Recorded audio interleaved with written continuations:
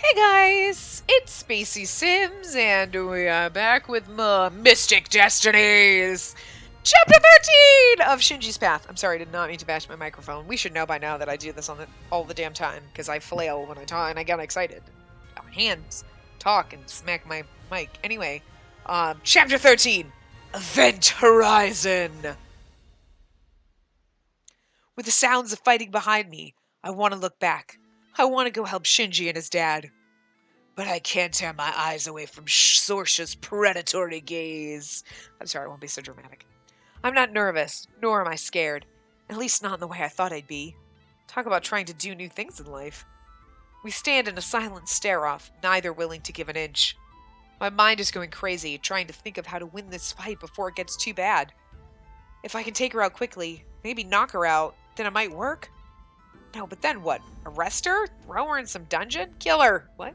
In between the sound of metal clash against metal, I hear a scream. Instinctively, I turn to look. The sound of thunder roars through the castle, and a sudden flash of light colors everything in white, blinding me for a few moments.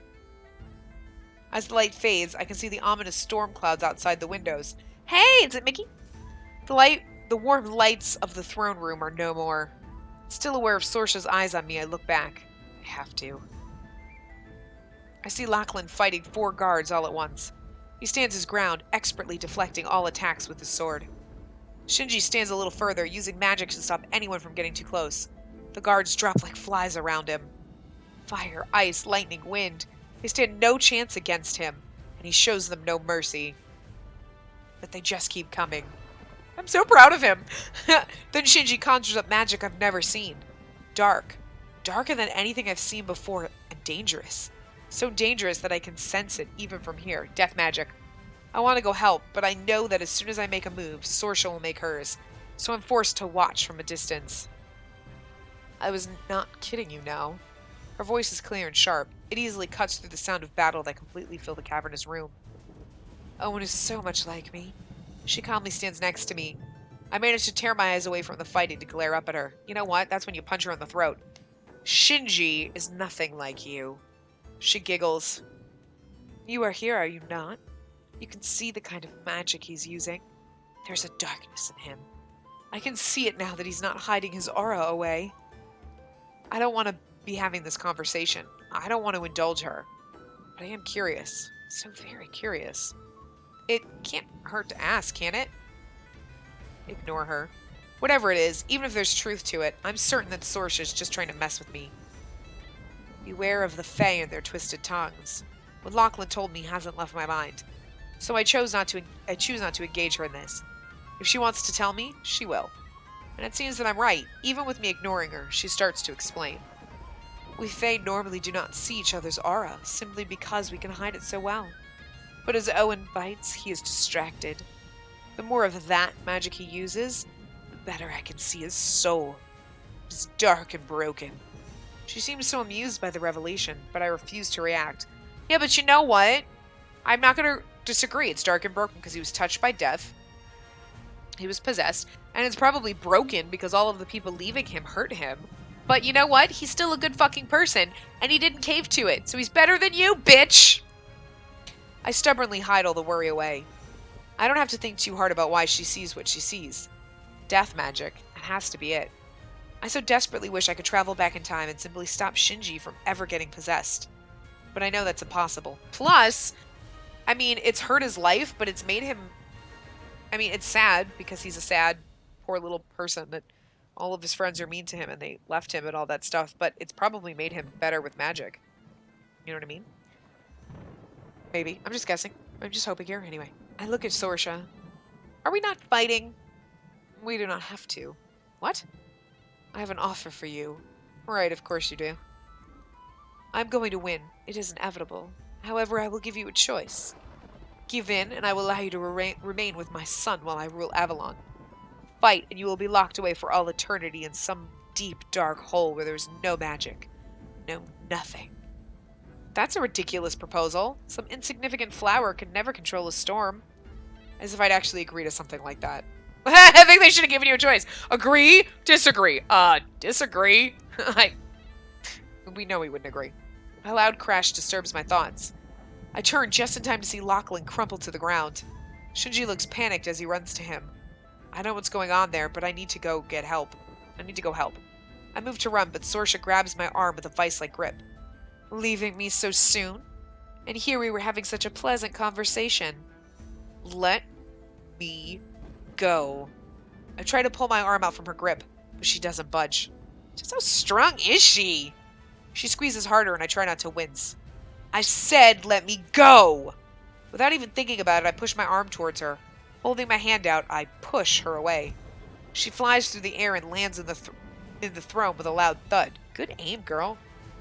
I wasn't expecting that. Sorsha doesn't move. Her whole body slumps down. Is she knocked out? You're like, oh, kind of disappointed. I was really hoping to actually have someone to spar with that might actually be remotely good at this, but you suck, girl. She's not out. You know she's not. She's down for the count, but she ain't out. I'm torn between wanting to go check on her and wanting to run to help Shinji and Lachlan. Hey, what am I doing? This isn't the time to space out. I move to run to Shinji and Lachlan, but as I make a step, I feel a strange tug around my foot. I look down to see a strange-looking vine wrapped around my foot. What the? I try to pull at it, but it just squeezes tighter around my skin. Damn it, ow! Before I can react further, the vine starts to rapidly grow. It wraps itself around me, squeezing me completely. I'm trapped. I can't move at all, not even my hands. I can't use magic to get myself out, at least not without blowing myself up in the process. Crap. I hear the sound of heels on stone, and Sorsha stands before me again. Congratulations, you surprised me with that. Suppose I should have bound you like this from the start to save myself the trouble. Come on! Be like Harry Potter and use magic without your wand. I glare at the woman before me with as much hate as I can muster. Some powerful wizards and witches can do that. Come on, you're a sorceress. You should be able to do this without hands. All right, Inara, stay calm. Just think of a plan. You have your hands. They're bound in the things, you know. Sorsha walks closer to me and I get an idea. Headbutt? If I need to distract her while I work to turn my hands around. Then I can try and burn through the vines. As if sensing my thoughts, the vines sprout thorns, digging deeply into my skin as they tighten even further around me. I almost bite through my own tongue at the sudden pain. Something wrong, dear Inara? Out of the corner of my eye, I catch a glimpse of Shinji slowly sneaking up towards Sorsha. Further on, the fight between Lachlan and the guards is almost over. Most of them lie scattered on the floor. It's kind of disappointing that he has to rescue us. I really kind of wish we could have kicked her ass a little bit.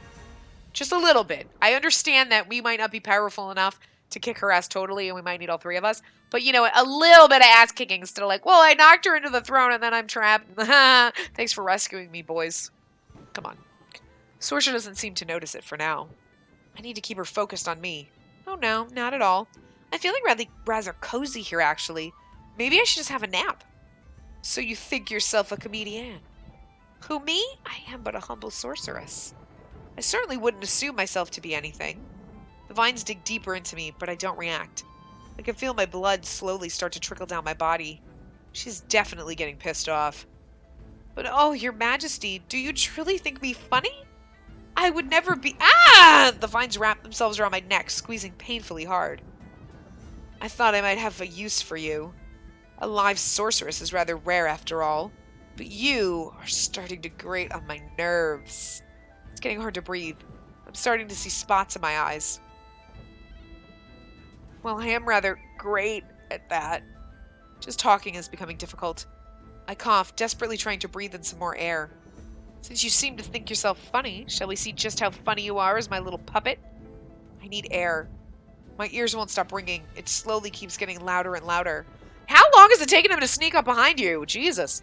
I can hardly feel any of the pain anymore, only the burning need for air. I can't keep my eyes open anymore. So tired. Shall we The sound of a body crumpling to the floor brings me back to reality.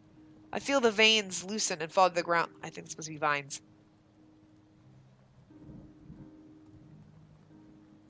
I'm sorry. Shinji has a heart in his hand.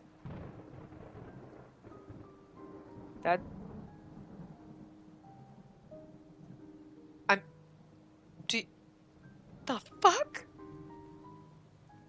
I'm a little scared of you now, Shinji.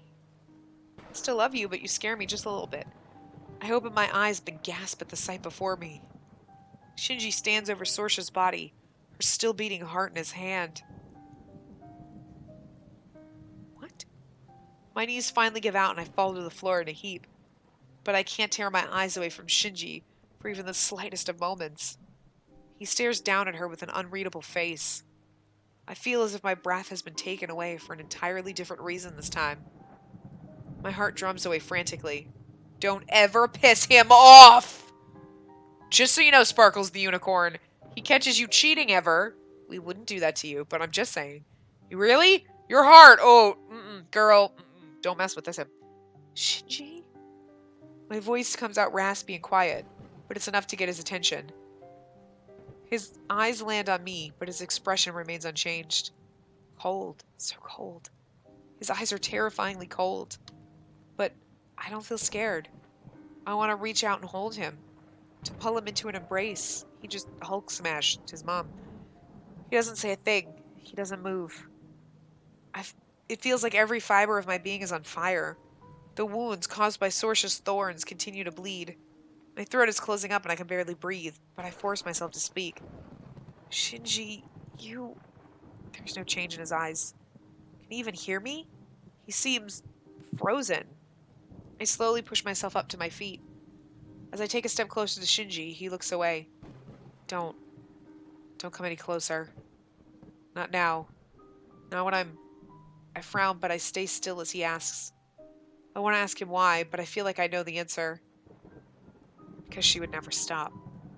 The throne room is no longer filled with the sounds of fighting, but the storm outside continues to rage on. I can hear Lachlan's footsteps coming up from behind me, but I don't dare look away from Shinji. Shinji looks back, behind me, at Lachlan. His eyes refuse to meet mine again. Not knowing what else to do, I turn around. I pass the fuck out. That's what I would do. Lachlan stops just a few steps away from me. His eyes wordlessly travel to her crumpled form. So it's over. Shinji nods quietly. He glances at the heart still in his hand. I watch him freeze it and then crush it into dust. In the end, there was no epic battle, no heroic sacrifice. The heroes of the story didn't act like heroes at all. True. Whatever grand battle with the main villain that should have happened was completely wiped away with a single act. Looking down at her lifeless form, I can't help but feel some morbid sense of disappointment. I know, I wanted to kick her ass just a little bit. That's what I'm saying. Part of me just wants to ask, what? Okay, what? Was that it? Oh. I was like, what was that? And I can't. Spacey can read, I swear. I sigh and tear my eyes away from her. Maybe we should get going. I don't particularly want to stay in the same room as a dead body for much longer. Forgetting any previous exhaustion, I move to leave this place. I don't have to look back to know those two are following right after me. The storm outside brings a sort of frosty breeze, soothing the aching cuts on my body. Before I realized it, I've already stopped to watch the clouds. As Shinji and Lachlan walk by, Shinji stops a few steps ahead and waits for me with a tired smile. This end, I know it's the start of something, even though I'm not sure where it will lead to just yet. It hasn't been perfect, far from it, and the future definitely won't be. But I'm fine with figuring things out as they come. Whatever the future holds, I won't be alone. Woo! That was a really short chapter. Okay, well, you know what? That's the way it goes, muffins. So, this one's extremely short, but it's okay, and we will get to the final chapter in the next part. So, I will see you guys next time. Remember to give the video a big thumbs up and subscribe to see more.